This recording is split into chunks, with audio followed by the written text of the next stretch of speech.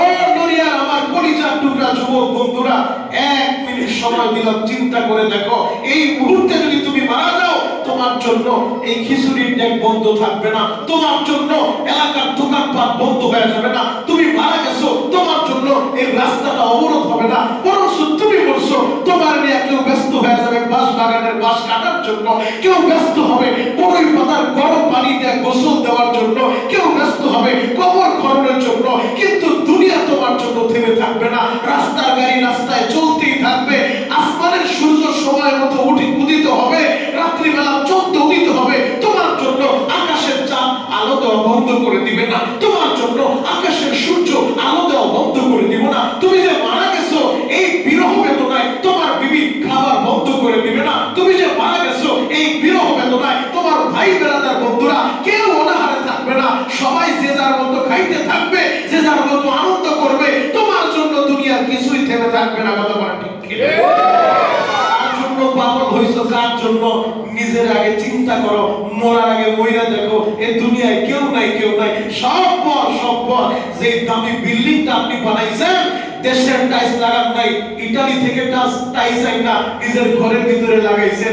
অনেক শিল্পপতি আছে নিজের বাড়িতে বাংলাদেশি কোনো কিছু ব্যবহার করে না, বাহির থেকে মালগুলো আইনা নিজের ঘরে সাজায়, এত সুন্দর করে ঘর সাজাইছে, 10 লাখ টাকার খাট সাজাইছে, এত দামি খাটে আপনি ঘুমান। আমি আপনার কাছে জানতে চাই, ও পাঠানবাড়ির যুবক, ও দরিয়া মুক্তারের চরের যুবক, ও দাড়িপাকা আব্বাজান, এই মুহূর্তে আপনি মারা গেলে ওই খাটের ভিতরে একটা বার উঠাইবে না, এই কথাটা বলবে না, এত দামি খাট, সাদের তার খাটটা শেষবারের মতো একটু শোয়া নেই, এই কথাটা কেউ বলবে না। এই জায়গায় মারা গেলে আপনার বাড়ি পর্যন্ত নিবে না, বলে মসজিদের সামনে 4 পায়ের খাট আছে, ওইটার ভিতরে উঠায় দে, বাড়িতে রাখতে হবে না। আর বাড়িতে নিলেও ওই উঠানের বেশি জায়গা আপনি পাবেন না। কথা বলা ঠিক? আপনার দামি অফিস এত সুন্দর করে ডেকোরেশন করছেন, মরার পরে একবার আপনার অফিসটা একটু ঘুরে দেখাবে না, মরার পরে আপনার দামি গাড়িটায় শেষবারের মধ্যে একবার আপনারে বসাবে না। তাহলে কার জন্য পাগল হইলেন? এই যে 80তম মজলিসে আমরা বসছি, মুরব্বী যারা ছিল 80 বছর যাবত এই জায়গায় দোয়া হয়, মুরব্বীদের কথা স্মরণ হয়, এই কবরে তো কত মানুষ শুয়ে রয়েছে, আরে বুক ভরা আশা নিয়ে তাকায় রয়েছে, আমার সন্তান বড় বিপদে আছি, আমার জন্য কিছু কি পাঠাবেন তার জন্য? বাবারে কবর দিয়েছেন 3 বছর হয়ে গেছে, আজও পর্যন্ত কবরের পাশে দাঁড়ায় জিজ্ঞেস করতে পারছেন বাবা তুমি কেমন আছো? আজও পর্যন্ত পারেন নাই, আজও পর্যন্ত বাবার চেহারাটা দেখেন নাই। এই হাত 2টা দিয়ে বাবারে কবরে শোয়াইছিলেন, এই হাত 2টা দিয়ে মায়ের মাটিটা দিয়েছিলেন, আজও পর্যন্ত বলতে পারেন নাই মা গো এই শীতের ভিতরে তুমি কেমন আছো গো মা? ও যুবক, কার জন্য পাগল হইলা? আজ থেকে 100 বছর আগে এই পাঠানবাড়ির এই মসজিদ এই জায়গা হয়তো ছিল না, এই তো সুন্দর মসজিদটা ছিল না, তুমি যে বাড়িতে থাকো এই বাড়িটা ছিল না। আজ থেকে 100 বছর আগে তোমার ওই বাড়িতে কে বসবাস করতো? আমি যদি তোমাকে প্রশ্ন করি, ও আব্বাজান বেয়াদবি নিয়েন না, আমি যদি আপনাকে বলি বাবা আপনি তো আজকে এলাকার মাতুব্বর, আপনি সমাজের একটা বিচারক, সবাই আপনার সম্মান করে, 100 বছর আগে এই চেয়ারটা আপনার ছিল না, 100 বছর আগে, আজ থেকে 100 বছর আগে আপনার বাড়ির ওই দামি বিল্ডিংটা ছিল না, ওই বাড়িতে কে বসবাস করছে হয়তো 2-1 নাম বলতে পারবেন, অধিকাংশ মানুষ এই জায়গায় আছে। 100 বছর আগে ওই বাড়িতে কে বসবাস করছে যদি বলি তোমার দাদার নাম কি, হয়তো দাদার নাম বলতে পারবে, দাদার নাম কি? আমার বিশ্বাস এই জায়গায় 90% মানুষ ফেল করবে, দাদার নাম জানে না, তার বাবার নাম জানে না। তার মানে আজ থেকে 100 বছর আগে যারা এই বাড়িতে বসবাস করছে আজকে তুমি তাদের নাম জানো না, তাদের নাম নেওয়ার মতো লোকের অভাব হয়ে গেছে। আজ থেকে আগামী 100 বছর পরে তোমার আমার নাম নেওয়ার লোক থাকবে না। কথা বলে ঠিক? তুমি আর আমি কোথায় থাকবো? কিসের বাহাদুরি করো, কিসের ক্ষমতার দাপট দেখাও, কিসের পাওয়ার দেখাও? তুমি কার জন্য পাগল হইছ?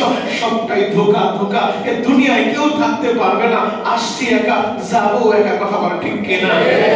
একটা আয়াতকে আপনাদের সামনে আমি তেলাওয়াত করছি, পবিত্র কোরআন, এমন একটা কোরআন আল্লাহ আমাদেরকে দিয়েছে, আসমানি 104 খানা কিতাবের সর্বশ্রেষ্ঠ কিতাবটা আল্লাহ আমাদেরকে দিয়েছে। এই কোরআনের একটা আয়াত আপনাদের সামনে আমি তেলাওয়াত করছি। আস্তিক বলেন, নাস্তিক বলেন, হিন্দু বলেন, বৌদ্ধ বলেন, খ্রিস্টান বলেন, সারা পৃথিবীর সমস্ত মানুষ এই আয়াতটাকে স্বীকার করবে। হিন্দুরাও স্বীকার করে, বৌদ্ধরাও স্বীকার করে, খ্রিস্টানরাও স্বীকার করে, আস্তিকও স্বীকার করে, নাস্তিকও স্বীকার করে, সবাই স্বীকার করে কুল্লু নাফসিন যায়িকাতুল মাউত, প্রত্যেক প্রাণীর মৃত্যুর স্বাদ গ্রহণ করতে হবে। কথা বলা ঠিক কিনা? আয়াত আল্লাহ কি বলে শুনেন, আইনামা তাকুনু ইউদরিকুমুল মাউত ওয়ালাউ কুনতুম ফি কুরুজিন মুশাইদা।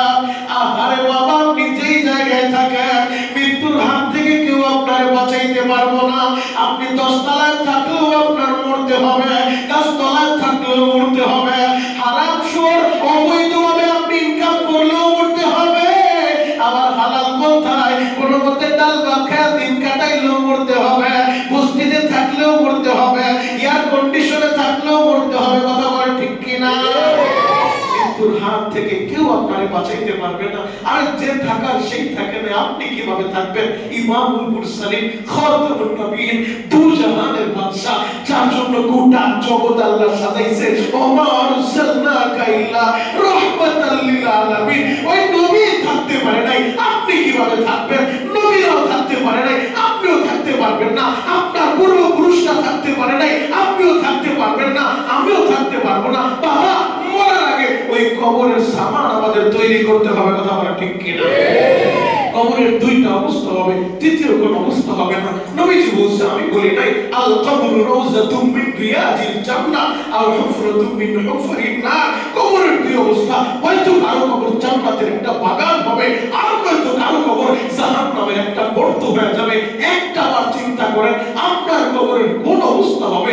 আপনি কেমন করে নেকামল করছেন যে কবরে যাওয়ার সাথে সাথে ফেরেশতারা বলবে, ওয়াফরিশুল ফারাইশা মিনাল জান্নাহ ওয়াল বিসুহু মিনাল জান্নাহ। এই বান্দার বিছা কবরের ভিতরে জান্নাতের গালিচা বিছায়া দাও, বান্দার শরীরে জান্নাতের পোশাক উঠায়া দাও। এমন কোন আমল কি করছেন? হয়তো কবরের দুই অবস্থা, কবরে যাওয়ার পরে জান্নাতের বিছানা লাগবে, আর নয়তো জাহান্নামের আগুন দাউ দাউ করে জ্বলবে। গো বাবা, এখনো সময় আছে, এখনো আপনার আমার হাতে সময় আছে। আমরা তো ফাতিহা মজলিসে বৈশা চোখের পানি দিয়ে যদি মালিকের বুঝায় বলতে পারি, আল্লাহ আমি বড় পাপী, আমি বড় অপরাধী, দাও না আমারে মাফ কইরা। আল্লাহ মাফ করতে পারে কি পারে না? বলে বলেন বাবা, পারে কি পারে না? এই যুবক ভাইরা, হাজী সাহেব, বাবাজিরা টানে বামে নজর নাই, এক নজরে তাকায় থাকেন। গো বাবা, যিনি থাকার তিনি তো থাকতে পারেন নাই। রহমাতুল লিল আলামিন নবী আমার ইন্তেকালের এক সপ্তাহ আগে প্রচন্ড জ্বর শরীরে উঠে গেছে। গো বাবা, মসজিদে নববীতে যাইয়া ইমামের মুসাল্লায় দাঁড়াইয়া নবী আমার ইমামতি করতে পারে না। প্রচন্ড জ্বরের কারণে নবী আমার ঘরের ভিতরে বসে আছে। আম্মা জান আয়েশাকে নবী ডাক দিয়ে বললেন, আয়েশা রে, আমার একটু ধরো, আমার একটু ধইরা বসাও, জানালার কাপড়টা একটু সরায় দাও, আমি দেখতে চাই আমার সাহাবীদের নামাজের দৃশ্য। সুবহানাল্লাহ। খারাপ খারাপ লাগতেছে, শেষ করে দিব, চলবে? আল্লাহু আকবার বলেন।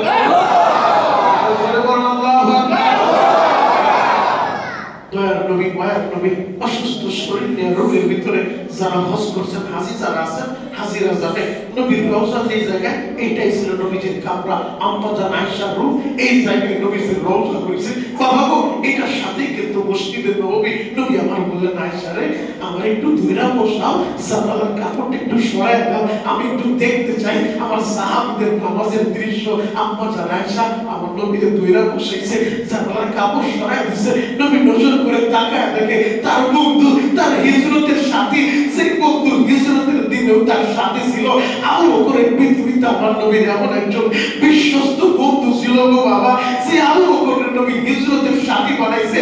আবু বকরের হিজরতের রাতের এক রাতের ইবাদত, সমস্ত সাহাবীদের ইবাদত আমল যদি এক পাল্লায় দেওয়া হয়, আবু বকরের হিজরতের রাতের নবীর মহব্বত আর ভালোবাসা এক পাল্লায় দিলে ওই এক রাতের ইবাদত বেশি ভারী হয়ে যাবে। সুবহানাল্লাহ। আবু বকর ইমামের মুসাল্লায় দ্বারা ইমামতি করে, ওমর, উসমান, মুসলমান সবাই তার পিছনে সারিবদ্ধভাবে মুক্তাদি হয়ে মুসল্লিরা নামাজ পড়তেছে। নবীজি দৃশ্য দেখে নবী আমার কান্না শুরু করছে। আম্মা জান আয়েশা বললেন, ইয়া রাসূলুল্লাহ, ইয়া হাবিবাল্লাহ, নবীজি আমার বাবা আপনার মুসাল্লায় দাঁড়ায় নামাজের ইমামতি করে, এই দৃশ্যটা দেখে মনে হয় আপনার ভালো লাগে নাই গো নবী। আপনি আমার বাবা নামাজের ইমামতি করে আপনি দেখে কান্না শুরু করলেন। নবী আমার বললেন, আয়েশা রে, সব কান্না কষ্টের কান্না না, কিছু কান্না আনন্দের কান্না। ও আয়েশা, এই নামাজের জন্য আমি তায়েফে ভয় খাইছিলাম রে আয়েশা। এই নামাজের জন্য আমি আমার উহুদের ময়দানে দাম শহীদ করছি। এই নামাজের জন্য আমি বহুত রক্ত ঝরাইছি রে আয়েশা। আয়েশা রে,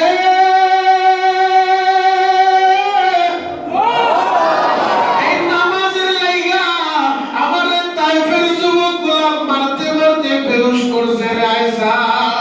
ও আমার হাজী সাহেব বাবাজিরা, যারা ওই তায়েফের ময়দানে গেছেন গো বাবা, আপনারা তো ভালো করেই জানেন আমি গুনাহগার। গত মাসে ওই তায়েফের ময়দান থেকে আসছি।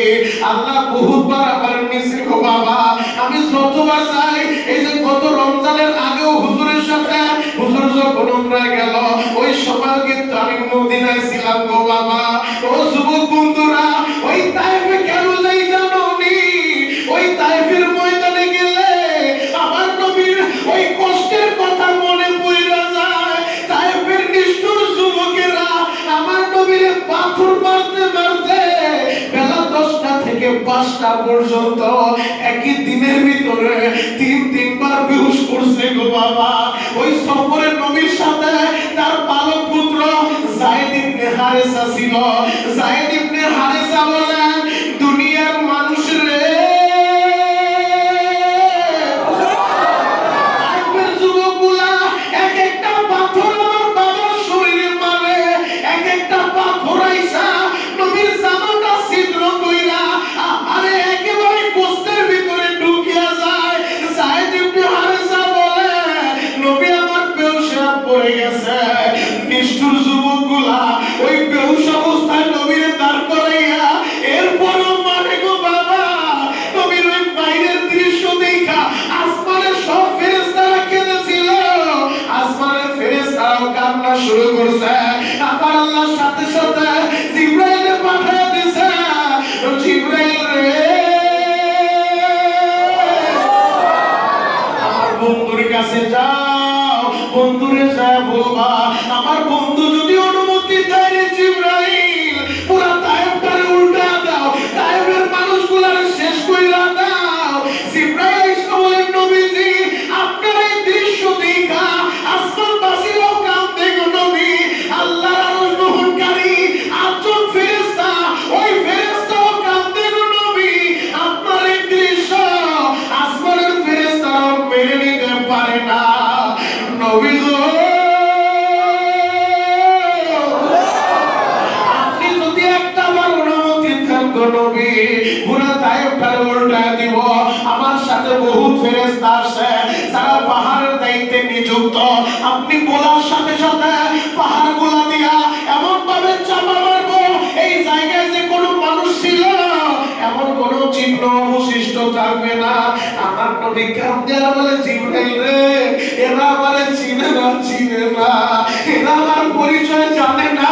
যদি এরা আমার পরিচয় জানতো রে জিবরাইল, এরা আমারে মারতে পারতো না। ও জিবরাইল, আমি তো রহমতের নবী, আমি কেমনে গজবের দোয়া করি, আমি কেমনে বলি এদেরকে ধ্বংস কইরা দাও। জিবরাইল রে, যদি আজকে তায়েফবাসীরে ধ্বংস কইরা দাও, আমি কার কাছে নামাজের দাওয়াত দিব? আমার নবী তায়েফের ময়দানে মাইর খায়াও বরদোয়া দেয় না গো বাবা, মাইর খায়াও নামাজের দাওয়াত দেয়। কেন নামাজের দাওয়াত দেয় জানোনি? আমার নবী তো ছিলেন দাঈ, ওয়া দাঈয়ান ইলাল্লাহ। আমার নবী তো ছিলেন দাঈ, আল্লাহর দিকে দাওয়াত দিতেন। নবী আমার বলেন, আয়েশা রে, এই নামাজের লাইগা আমি তায়েফে মাইর খাইছি রে আয়েশা, এই নামাজের লাইগা আমি উহুদে দাম শহীদ করছি। আজকে দেখতেছি আমার বন্ধু আবু বকর ইমাম হইছে, আমার সাহাবীরা তার পিছনে দাঁড়াইছে। এই দৃশ্যটা দেখা আমি আনন্দের কান্না কাঁদলাম রে আয়েশা। ও আমার যুবক বন্ধুরা, আমি যেটা বলাইতে চাই, নবী আমার দুনিয়া থেকে ইন্তেকালের আগে এই নামাজের কথা বইলা যায়। কেমনে তুমি নামাজ ছাইরা দাও? ও কলিজার টুকরা যুবক, কেমনে তুমি বাহানা দিয়ে নামাজ থেকে গাফেল থাকো? ওই মরার পরে প্রথমেই নামাজের হিসাব হবে এই মাদ্রাসার মক্তবের বাচ্চাদেরকে আইসা ওদেরকেও যদি জিজ্ঞেস করো বাবার একটা হাদিস শোনা, ওই বাচ্চাগুলো হাদিস শুনায় দিবে। আউয়ালু মা ইউহাসাবু বিহিল আবদু ইয়াউমাল কিয়ামাতিস সালাহ, ময়দানে মাহশারে প্রথম নামাজের হিসাব হবে। আল্লাহু আকবার। আপনিও থাকতে পারবেন না, আমিও থাকতে পারবো না। এখন কাঁদতে বলছি, কাঁদবেন বাবা, গুনাহ করতে সময় লাগছে। আমিও গুনাহগার, আপনিও গুনাহগার, সবাই আমরা গুনাহগার। কে বলছে জানেন? আখির জামানার পয়গম্বর বলছে কুল্লু বানি আদম খাতাউন, প্রত্যেকটা আদম সন্তানই গুনাহগার। তবে এদের ভিতরে উত্তম তারা যারা গুনাহ করার পরে আল্লাহর কাছে সারেন্ডার করে, আল্লাহর কাছে মাফ চায়, আল্লাহর কাছে তওবা করে। যদি তওবার মতো তওবা করা যায়, আমাদের তামাম জিন্দেগির গুনাহ আল্লাহর মাফ করতে একটা সেকেন্ডও লাগবে না। কথা বল ঠিক ঠিক কি না? চোখের পানি লাগবে, পানি। দুনিয়ার করে আগুন লেগে গেলে ফায়ার সার্ভিসে খবর দেন, পদ্মা মেঘনা যমুনার পানি লাগে, টিউবওয়েলের পানি লাগে, দমকলের পানি লাগে আগুন নিবারণের জন্য। আপনি আর আমি গুনাহ করতে করতে যে জাহান্নামের আগুনটা জ্বালাইছি, এই আগুন যদি নিভাইতে চান বাবা, আমাদের এই পদ্মার পানি দিয়ে কাজ হইব না। মেঘনা যমুনা শীতলক্ষা আড়িয়ালখা মধুমতি নদীর পানি দিয়ে কাজ হইব না। চোখের পানি লাগবে, চোখের পানি। ময়দানের মানুষের অবস্থাটা এমন হয়ে যাবে, আরে নবীরাও বেকার হয়ে যাবে। নবীরাও হাসরের ময়দানের অবস্থা দেখা আল্লাহ যখন বিচারকের আসনে বসবে, আল্লাহ কহারিয়াতের রূপ ধারণ করবে, তখন আর রহমানের রূপ থাকবে না, কহারিয়াতের রূপ ধারণ করবে। পুরা ময়দান থরথর করে কাঁপা শুরু হয়ে যাবে। বাপ ছেলেরে চিনে না, ছেলে বাবারে চিনে না, মা সন্তানরে চিনে না। সেই সুরের ভাই, সেই ভাইয়ের লাইগা ভাই জীবন দেয়, ভাই ভাইরে চিনে না। যুবক নেতার লাইগা পাগল হইলা, যুবক দলের লাইগা পাগল হইলা, যুবক পীরের লাইগা পাগল হইলা। আরে পীর কোথায় আর মুরিদ কোথায়? নেতা কোথায় আর কর্মী কোথায়? এমপি কোথায় আর তার দর্শকেরা কোথায়? কেউ কাউকে চিনবে না। নবীরই খবর নাই। নবীরা বলবে ইয়া নফসি, উম্মতগুলো বলতে থাকবে ইয়া নফসি। বাবা আদমও বলে ইয়া নফসি নফসি, আমারে বাঁচাও, আমারে বাঁচাও। আদমের সানি যাকে বলে নূহ নবী, সব বলবে ইয়া নফসি। আল্লাহ আজকে আমারে বাঁচাও, আমি বাঁচতে চাই, আমারে বাঁচাও। সমস্ত নবীরা, মুসা নবী, ঈসা নবী, দাউদ নবী, সুলাইমান নবী, জাকারিয়া নবী, সমস্ত নবীরা বলবে ইয়া নফসি নফসি। আজকের এই দিনে আমারে বাঁচাও, আমারে বাঁচাও। একটা মাত্র বন্ধু পাইবা, একটা মাত্র নেতা পাইবা, একটা মাত্র দরদি পাইবা। মাকামে মাহমুদে সিজদায় পড়ে বলতে থাকবে রব্বি হাবলি উম্মতি উম্মতি উম্মতি উম্মতি। ওই নবীর লাইগা কেন পাগল হইলা না? ওই নবীরে কেন ভালোবাসবা না? ওই নবীর সুন্নাত দিয়া কেন তুমি বডিটা সাজাইবা না? ওই বিপদের দিনে উম্মতের ভুলবো না। সিজদায় পড়ে যখন নবী কাঁদতে থাকবে, রহমাতুল লিল আলামিন যখন বলতে থাকবে আল্লাহ আমার উম্মত গুনাহগার, আল্লাহ আমার উম্মতের মাফ করবানি, তখন আরশের মালিক আল্লাহ বলবে ইরফা ইয়া মুহাম্মদ। ও বন্ধু, দুনিয়াতে বহুত কাঁদছেন, আর কাঁদতে হবে না। আপনি মাথাটা উঁচু করেন। ইশফাতু শাফা, আজকে আপনি সুপারিশ করবেন। আপনি যার জন্য সুপারিশ করবেন তারই আমি জান্নাত দিয়ে দিব। সুবহানাল্লাহ। আমি কষ্ট কইলাম সুবহানাল্লাহ। এত দামি কথা বললাম সুবহানাল্লাহ। সুবহানাল্লাহ হবে, আওয়াজ হবে সুবহানাল্লাহ। আল্লাহ বলে হাবিব আমার ইশফাতু শাফা, আপনি শুধু সুপারিশ করবেন, যার জন্য সুপারিশ করবেন আমি আল্লাহ তারই মাফ করে জান্নাত দিয়ে দেব। সুবহানাল্লাহ। কার কপালে জন্য নসিব হয়ে যাবে নবীর সুপারিশ। মালিক ৮০তম মসজিদ শাফরা বস্তি ঐতিহ্যবাহী পাঠানবাড়ি মাদ্রাসা মসজিদে আল্লাহ তুমি তাকায় দেখো কুদরতের নজর দিয়া। এই বেলা একটা সময় এরা খাবারের চিন্তা করে নাই, দুনিয়ার কাজকর্ম চিন্তা করে নাই, সব ফেলে দিয়া ছুটে আসে মসজিদের ভিতরে।